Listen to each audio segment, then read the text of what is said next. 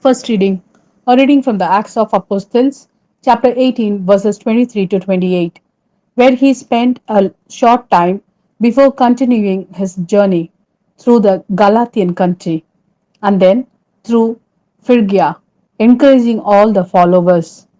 An Alexandrian Jewess named Apollos now arrived in Ephesus.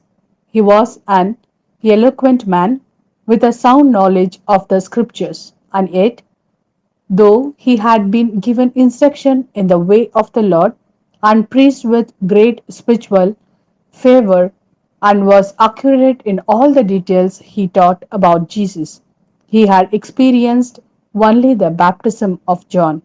He began to teach fearlessly in the synagogues, and which Priscilla and Aquila heard him.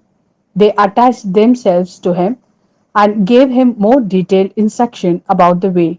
When Apollos thought of crossing over to Achaia, the brothers encouraged him and wrote asking the disciples to welcome him. When he arrived there, he was able to God's grace to help the believers considerably.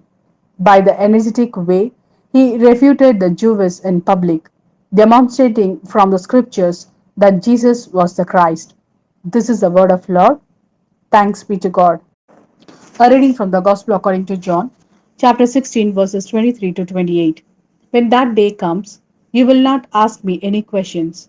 In all truth, I tell you, anything you ask from the Father, he will grant in my name.